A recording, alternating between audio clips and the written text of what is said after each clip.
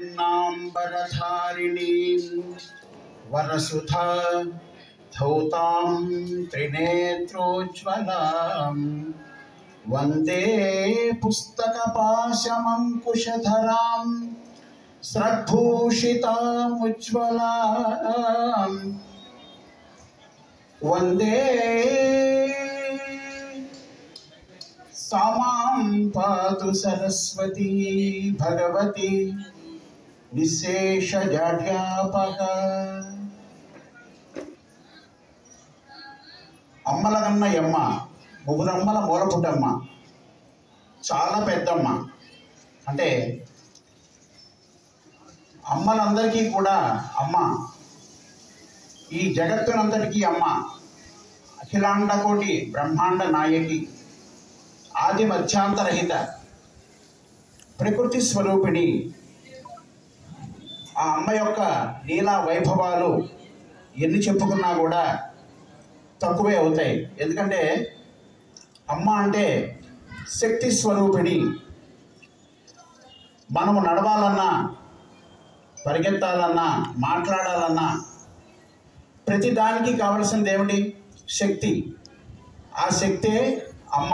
అమ్మ స్వరూపంలో ఇచ్ఛాశక్తి, జ్ఞానశక్తి, క్రియాశక్తి స్వరూపిణిగా ప్రపంచమంతటా వ్యాపించి సమస్త లోకాలన్నింటినీ కూడా తన కనుసన్నల్లో తమ బిడ్డలుగా భావిస్తూ పరిపాలిస్తున్నటువంటి పరాశక్తి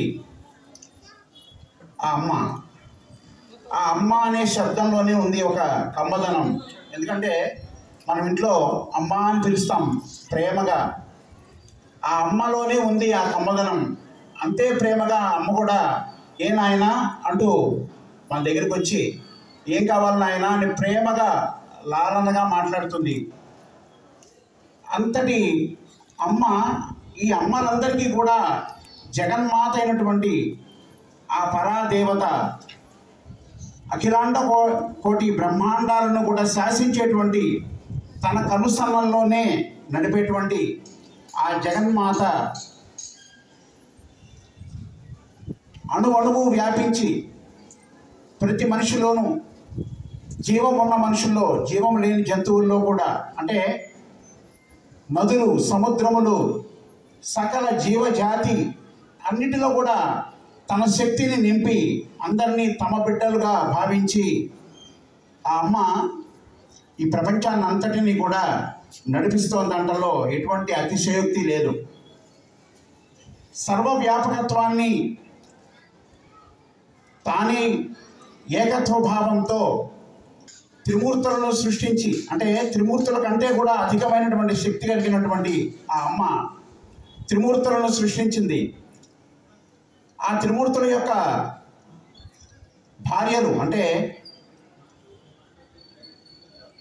మహాలక్ష్మి, మహాకాళి, మహాసరస్వతి అనే మనం చెప్పుకున్నటువంటి త్రిశక్తులు కూడా ఈ అమ్మకి అధీనంలోనే ఉంటాయి. మనము శ్రీచక్రములో నవావరణ పూజ అని చేస్తూ ఉంటారు. శ్రీచక్రావర్చనలో ఎన్నో ఆవరణలు ఉన్నాయి. మనకి ఖడ్గమాల స్తోత్రం చదువుకుంటే ఈ రోజున అందరూ కూడా ఖడ్గమాల స్తోత్రం చెప్తున్నారు, చదువుతున్నారు. అనేక దేవాలయాల్లో నిత్యం ఖడ్గమాల స్తోత్రాన్ని చదవని వారు లేరు. లలితా సహస్రనామాలు చెప్పని వారు లేరు. వేల నామాలు కలిగినటువంటి అమ్మ అనేక పేర్లతో, అనేక రూపాలతో అతి ప్రేమగా తమ బిడ్డలని హక్కులు చేర్చుకున్నటువంటి ఆ అఖిలాండ కోటి బ్రహ్మాండ నాయకి, ఆది మధ్యాంతరహిత జగన్మాత, ఆ పరాదేవత అనుగ్రహం మనందరి మీద ఎప్పుడూ ఉండాలని ఆశించాలి. ఎందుకంటే అమ్మ దయ ఉంటే అన్నీ ఉన్నట్లే అంటారు. అంటే అమ్మ యొక్క కరుణ, కృపా కటాక్షములు ఉంటే ఎటువంటి కష్టమైన పని కూడా అతి సులభంగా మారిపోతుంది, అతి సులువుగా మారిపోతుంది. కాబట్టి అమ్మని సేవించడం, నిత్యం అమ్మ నామాన్నే పఠించడం, శ్రీమాత్రే నమః, శ్రీమాత్రే నమః, శ్రీమాత్రే నమః అంటూ అనునిత్యం మన మనస్సులో అమ్మని ధ్యానిస్తూ పోతే అద్భుతమైనటువంటి ఫలితాలు మనమే చూస్తాం.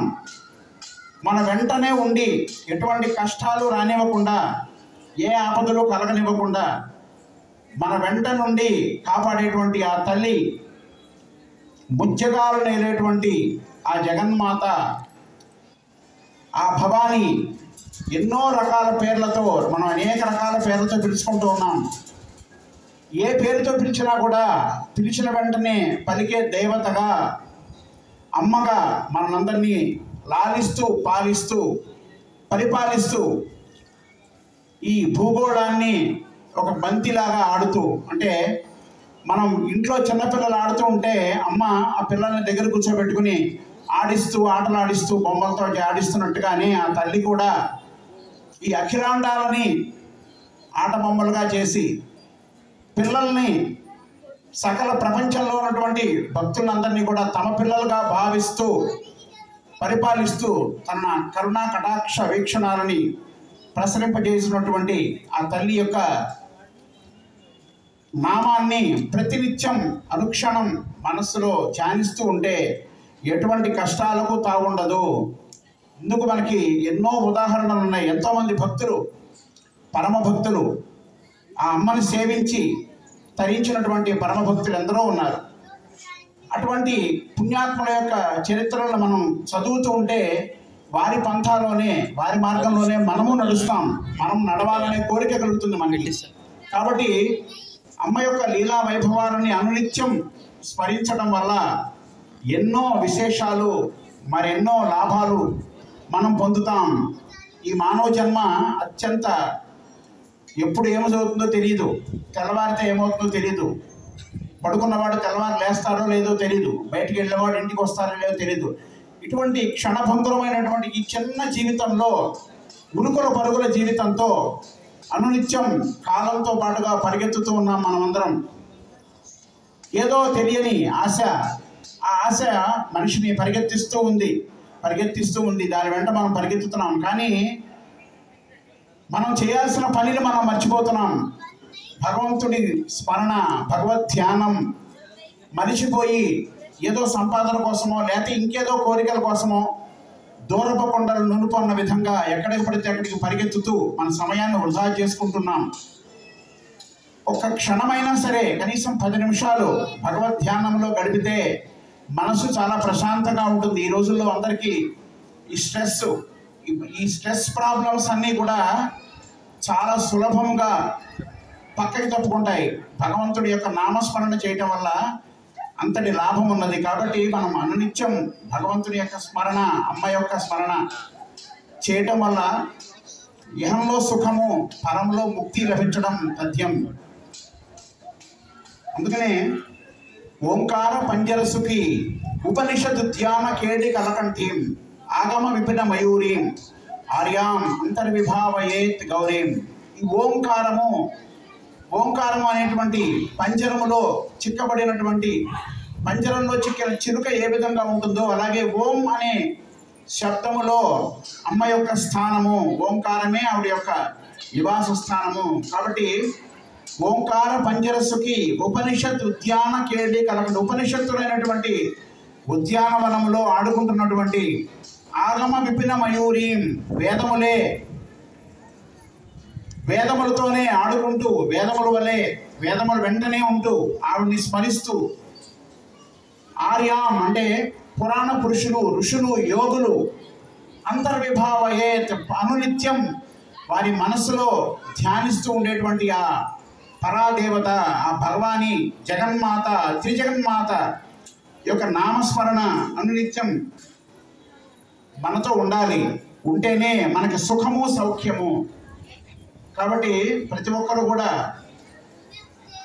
భగవంతుని ధ్యానంలో గడపడం అనేది, కనీసం కొంత సమయాన్ని కేటాయించడం వల్ల మనకి ఎన్నో రుగ్మతల నుంచి బయటపడతాం. ఈ కలియుగంలో కలి ప్రభావంతో మనిషి అసలు విషయం మర్చిపోయి పక్కదారి పడుతూ తప్పులు చేస్తూ, మరలా తప్పులు చేస్తూ, అబద్ధాలు ఆడుతూ, మోసములు చేస్తూ, ఎన్నో దారుణమైన జీవితాలతో, పరుల యొక్క జీవితాలతో ఆడుకుంటూ తన పబ్బం గడుపుకుంటూ స్వార్థంతో జీవిస్తున్నాడు. కాబట్టి వారికి బుద్ధి చెప్పాలంటే మన వల్ల కానప్పుడు మనం ఆ తల్లి యొక్క పాదాలను ఆశ్రయించాలి. ఆశ్రయించినప్పుడే మనకి మనశ్శాంతి. మనం ఎవరిని మోసం చేశారో వారికి తక్షణం శిక్ష పడుతుంది. కాబట్టి మన వల్ల కానప్పుడు భగవంతుని యొక్క పాదాలు పట్టుకోవడమే తక్షణ కర్తవ్యం.